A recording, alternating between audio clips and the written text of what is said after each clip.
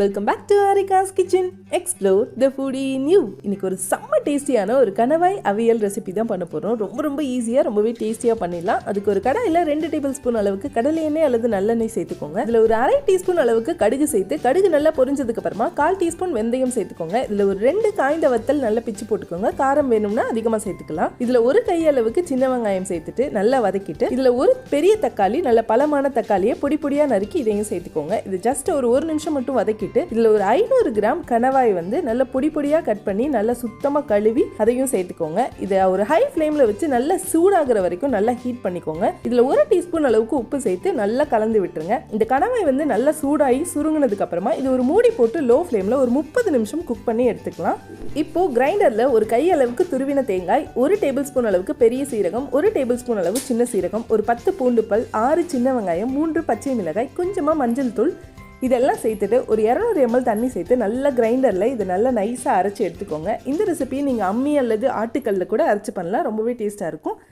மிக்சியில் பண்ணிங்கன்னா கொஞ்சம் ஃப்ளேவர் வேறு மாதிரி இருக்கும். இது நல்லா அரைஞ்சதுக்கப்புறமா இதை வந்து அப்படியே ஆஃப் பண்ணி இந்த மசாலாவை எல்லாத்தையும் எடுத்துக்கலாம்.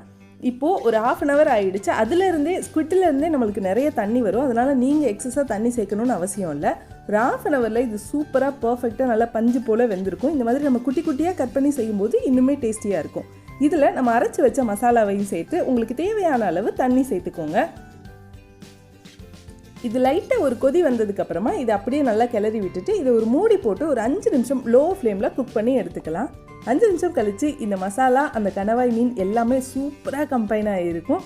பயங்கரமான ஒரு ஃப்ளேவரில் இருக்கும். இந்த ஸ்டேஜில் உங்களுக்கு விருப்பமான இன்னும் கொஞ்சம் சால்ட்டை நீங்கள் வந்து அதிகப்படுத்திக்கலாம். இதில் அப்படியே கொஞ்சமாக மல்லித்தலை தூவி சர்வ் பண்ணிங்கன்னா செம்ம டேஸ்டியாக இருக்குங்க. ரொம்ப ஈஸியான ஒரு ரொம்ப டேஸ்டியான ஒரு கணவாய் மீன் அவியல் தான். இந்த ரெசிபியை தாராளமாக நீங்கள் ரைஸ், சப்பாத்தி, இட்லி, தோசை, இடியாப்பம், பூரி, பரோட்டா நீங்கள் எல்லாத்துக்கும் சாப்பிட்லாம். ரொம்பவே சூப்பராக ரொம்பவே ஈஸியாக பண்ணிடலாம். கண்டிப்பாக வீட்டில் இருக்கிற எல்லாருக்கும் செஞ்சு கொடுத்து பாருங்கள். இந்த வீடியோ உங்களுக்கு பிடிச்சிருந்ததுன்னா லைக் பண்ணுங்கள், உங்கள் ஃப்ரெண்ட்ஸ் அண்ட் ஃபேமிலிக்கு ஷேர் பண்ணுங்கள். மறக்காமல் ஆரிகாஸ் கிச்சன் சேனலுக்கு சப்ஸ்கிரைப் பண்ணிக்கோங்க. தேங்க்ஸ் ஃபார் வாட்சிங்.